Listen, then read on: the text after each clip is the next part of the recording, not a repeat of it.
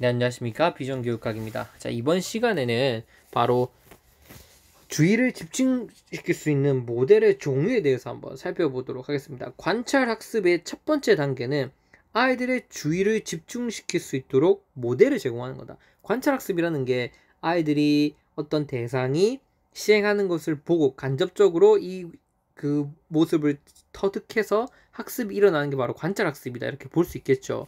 그래서 중요한 거는 어떠한 모델을 선정해서 아이들에게 제공하는 것이 과연 학습에 가장 효율적일까? 교사가 이것에 대해서 알고 있고 그거에 따라서 아이들에게 적절한 모델을 제공해 줄 수 있어야 된다는 거예요. 그래서 여기 읽어보시면 학습자가 모델의 행동에 관심을 가지고 주의를 집중하도록 유도하는 단계가 바로 주의 집중 단계이다. 이 단계에서 중요한 것은 학습자들에게 보다 효과적으로 주의를 집중시킬 수 있는 모델이 무엇인지 교사가 이해하는 것이다. 이렇게 볼 수 있죠. 첫 번째로 효과적인 모델의 형태에 대해서 한번 살펴보도록 하겠습니다. 아이들에게 가장 강력한 형태의 모델은 바로 실제 모델이다. 즉, 눈앞에서 시범을 보이는 게 가장 효과적인 학습을 일으킬 수 있다. 이렇게 볼 수 있죠. 근데 우리 생각해보면 우리가 교사가 앞에서 모든 것을 시범으로 보여주기는 힘든 경우가 많습니다.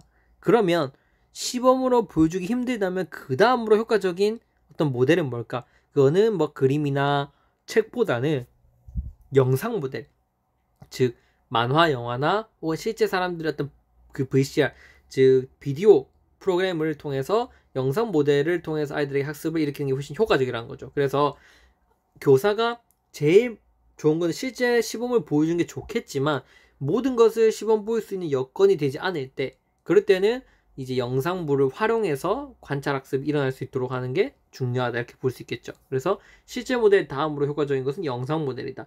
영상 모델로도 우리가 그 환경적으로 뭔가 구할 수 없다면 그 다음에 책이나 그림 이런 걸로 표현된 상징 모델도 효과를 나타낼 수 있다는 거죠. 그래서 제일 중요한 거는 교사가 자신이 어떤 교실의 환경, 그리고 내가 가르쳐야 될 학습 단원을 고려해서 실제 이렇게 시범을 보이기도 하고, 아니면 영상을 준비하기도 하고, 아니면 책이나 그다음 그림을 준비하기도 하면서 다양한 형태의 모델을 제공해 나가되, 가장 효과적인 것은 실제 모델이기 때문에 교사의 시범을 적절하게 보여주는 형태. 그럼으로써 아이들의 주의 집중을 이끌어 나가는 게 학습을 보다 효과적으로, 관찰 학습보다 효과적으로 이끌 수 있는 첫 번째 출발점이다. 우리가 이렇게 요약을 해볼 수 있습니다. 그러면 이런 영상 모델 말고도, 영상 모델은 아이들이 이제 그 모습을 보면서 뭔가 학습을 배워 나가는 건데, 또 다른 관점에서 보면 효과적인 모델의 종류가 또 나눠질 수 있습니다. 그러니까 아이들한테 가장 큰 효과를 일으킬 수 있는 모델의 종류는 무엇인가? 그건 첫 번째, 모델 간의 유사점이 있다고 인식할 때, 즉 모델의 행동을 모방할 가능성이 높아진다는 거죠. 학습자와 성, 연령, 문화 등이 유사해서 감정이입이 가능한 모델일수록 모방을 통한 학습이 일어날 가능성이 높다. 그래서 아이들에게 뭔가 관찰학습을 시킬 때, 여러분, 관찰학습은 모델링과 대리적 조건 형성을 통해서 제가 일어난다고 첫 시간에 말씀드렸어요. 두 가지 꼭 머릿속에 기억하셔야 돼요. 관찰, 즉 사회인지학습은 모델링과 대리적 조건 형성을 통해 일어난다. 모델링은 눈으로 보면서 배우는 거고, 대리적 조건 형성은 마찬가지로 눈으로 보면서 배우는 거지만 내가 아닌 다른 모델이 어떤 강화와 벌을 받고 있는지에 따라서 내 행동이 결정되는 겁니다. 그래서 이 효과적인 모델의 종류는 어디 초점이 놓여져 있냐면, 어떠한 모델이 강화와 벌을 받고 있는지, 그 강화와 벌을 받고 있는 어떤 모델이 나와 유사할수록, 나랑 비슷한 또래고 비슷한 연령 이런 걸 가지고 있을 때 학습이 보다 효과적으로 일어날 수 있다. 쟤도 저렇게 지금 상을 받고 있네? 그럼 나도 받을 수 있을 거야. 이렇게 된다는 거죠. 무슨 말인지 이해되시죠? 그래서 효과적으로 학습을 일으킬 수 있는 모델은 자기가 자신과 유사하다고 느끼는 모델인 것이다. 그래서 따라서 교사는 그런 모델을 적절하게 제공해 줄 필요가 있다는 거죠. 그런데 항상 유사점이 있다고 해서 효과적인 건 아닙니다. 또한 모델이 가지고 있는 능력과 지위에 대해 학습자의 지각이 영향을 미치기도 한다. 즉, 학습자가 모델과 유사성이 낮다고 지각하더라도 모델이 높은 능력과 지위를 가지고 있다면 모방 가능성이 높아진다는 거죠. 그러니까 이것도 무슨 말이냐면, 나랑 아예 유사하지 않다고 느끼면 그럼 학습 효율성이 떨어지냐? 아니다. 유사성이 낮다고 할지라도 그 모델이 만약 존경할 수 있는 정도의 모델이 된다면 그러면 오히려 또 모방할 가능성이 높아진다는 거죠. 그래서 우리가 이 모든 걸 요약해 볼 때 주의 집중 단계에서 우리가 해야 할 핵심 포인트는 뭐다?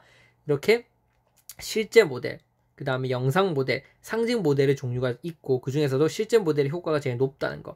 그리고 효과적인 모델의 종류를 선택할 때에는 일단 유사성 있는 모델을 제공할 수 있는 경우도 있고 꼭 그런 것만 아니고 유사성이 낮더라도 그 아동이 그 모델을 뭔가 존경할 수 있을 만한 그런 모델이 된다면 또 모방할 효과가 높아진다 이렇게 볼 수 있는 거죠. 그래서 존경할 만한 모델 혹은 유사성이 높아서 감정이입을 할 수 있는 모델 그리고 실제 모델 이런 것들이 관찰학습의 효율성을 높일 수 있는 어떤 모델들의 종류다 혹은 형태이다 라고 우리가 이렇게 요약해 볼 수 있습니다. 그래서 이렇게 포인트 4 주의 집중시킬 수 있는 모델의 종류 이제 여러분 이해하셨기 때문에 충분히 암기하지 않으셔도 머릿속에 딱 기억에 남을 거예요.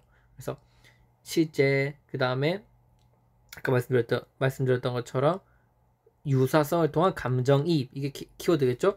유사하여 감정이입이 가능하다는 거 혹은 높은 능력과 지위를 통해서 존경할 수 있다는 거 이렇게 이런 모델의 종류가 효과적이다는 거 꼭 기억해 주시기 바랍니다. 그러면 이 주의 집중을 시킬 수 있는 모델의 종류에 대해서 설명을 마치고 그 다음으로 파지와 재생에 대해서 한번 살펴보도록 네, 다음 영상 시청해 주시면 감사하겠습니다.